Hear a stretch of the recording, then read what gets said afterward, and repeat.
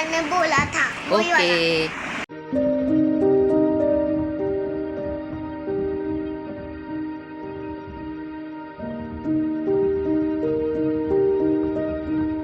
अस्सलाम वालेकुम, कैसे हैं आप सब लोग। उम्मीद करती हूँ आप लोग सब खैरियत से होंगे। हम भी अल्हम्दुलिल्लाह बिल्कुल खैरियत से हैं। तो चलिए जी करते हैं व्लॉग का आगाज़। बिस्मिल्लाहिर्रहमानिर्रहीम। अभी मैं आप लोगों को सुनाती हूँ अपनी बेटी के साथ जो मेरी बात हुई। क्या पढ़ के आई हैं? ABCD टीचर ने बनवाया था और थोड़ा सा काम बोल दिया था घर पे कर लेना। हाँ भाई। अच्छा काम किया आपने। हाँ टीचर ने बोला था कल कल पहले अभी काम कर लो, फिर दूसरा कल करेंगे दूसरा, और मम्मा से कह देना दूसरा काम करवा दें जो टीचर ने बोला था वही वाला। ओके।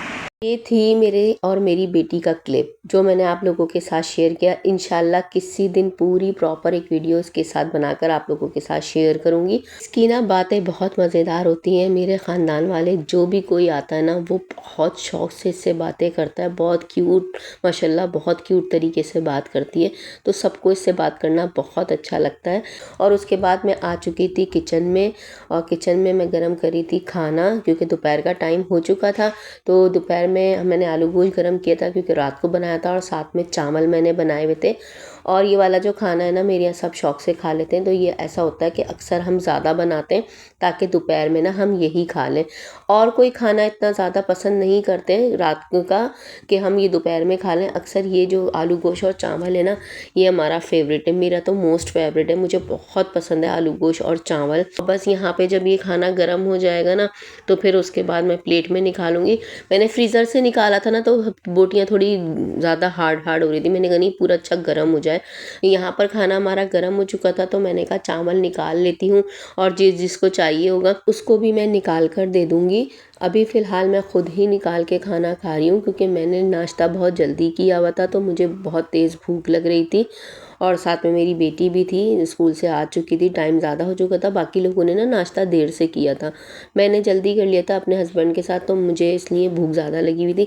खाना वाना खाकर हम लोग फारिग हो गए थे तो थोड़ा सा हो गया था हमारे शाम का टाइम।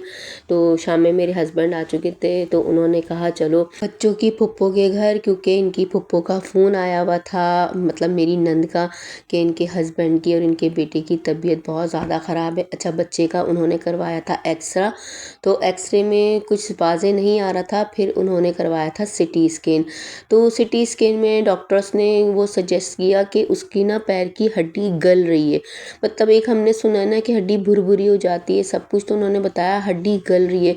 अब ये तो समझ से ही बाहर है। फ़िलहाल उन्होंने अभी सिटी स्कैन कराया और मैं इसको लेकर यहाँ वॉशरूम में आ गई थी। तो उसके बाद मैं आपको पूरी डिटेल बताती हूँ इसको वॉशरूम वगैरह से फारिग करके। इनका ये वाला बच्चा नहीं है, दूसरा वाला बच्चा है। माशाल्लाह 2 बच्चे हैं इनके बेटे।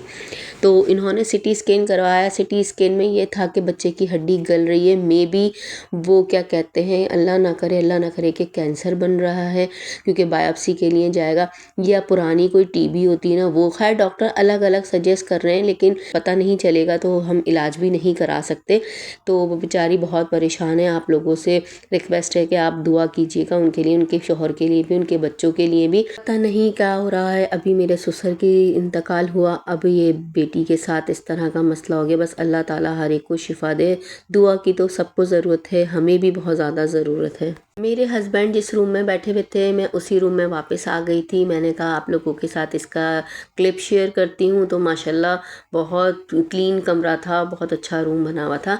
और साथ में आपके साथ ये सोफ़ा शेयर कर रही हूँ। स्टूल कह लें, सोफ़ा कह लें, बहुत ज़्यादा स्पंजी, बहुत ज़्यादा ज़बरदस्त सॉफ्ट था। और यहाँ पर ये तंग करने में लगी हुई थी मेरी वीडियो बनाओ मेरी वीडियो। मैंने कहा अच्छा चलो ठीक है। उसके बाद मैं उठ के चली गई थी गैलरी के अंदर। सोचा आप लोगों के साथ थोड़ा सा बाहर का एनवायरनमेंट शेयर करती हूँ। और ये वाला रूम था जो मैं वहाँ से निकल कर आई थी वॉशरूम ले जाने के लिए, और यहाँ से भी इनका रास्ता आता है।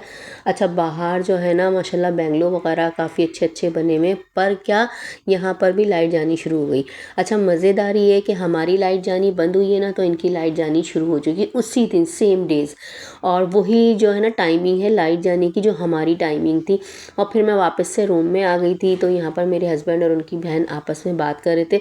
ज़ाहिर सी बात है, जब बहनें परेशान होती हैं तो भाइयों से ही डिस्कस करती हैं। अल्लाह ताला इनकी परेशानी और इनकी मुश्किलें आसान करे, साथ में हमारी भी परेशानी मुश्किलें आसान करे। जितने भी परेशान हैं, जितने भी बीमार हैं, सबको शफा अता करे और मुझे भी शफा अता करे। मेरे लिए भी आप लोग खुसूसी दुआ कीजिएगा। बस ये था, इसका सिटी स्कैन हुआ है। अब वो ये सोच रही हैं कि आया कहाँ जाऊँ, पर मेरे हस्बैंड अभी फ़िलहाल मना कर रहे हैं कि बायोप्सी मत करवाओ, क्योंकि बायोप्सी करवाने से ना मसला बढ़ जाता है। असल में ना सब इसलिए डर रहे हैं कि मेरी ससुर की जो बायोप्सी हुई थी ना, उसके बाद वो और ज़्यादा बीमार हो गए थे। पहले वो बिल्कुल सही थे, तो इसलिए सब डर रहे हैं। और अभी तक उनकी रिपोर्ट नहीं आई और मेरे ससुर का इंतकाल हो चुका है। अब सब ये कह रहे हैं भाई रिपोर्ट लेकर आओ, ताकि उसमें पता चले कि अब्बू को हुआ क्या था। तो इंशाल्लाह जो भी रिपोर्ट आएगी ना, तो जो भी उसके बारे में डिस्कस होगी घर में, डॉक्टर बताएंगे, तो मैं आप लोगों के साथ ज़रूर शेयर करूँगी कि मेरे ससुर की रिपोर्ट में आखिर था क्या और डॉक्टर पहले क्या बोल रहे थे बायोप्सी कराने से पहले। तो बस ये सोच सोच के थोड़ा सा सब डर रहे हैं, लेकिन इंशाल्लाह दुआएं जो ना बहुत रंग लेकर आती हैं। चलिए जी, करते हैं अपने व्लॉग का एंड। नेक्स्ट व्लॉग में मिलते हैं। अल्लाह हाफिज़।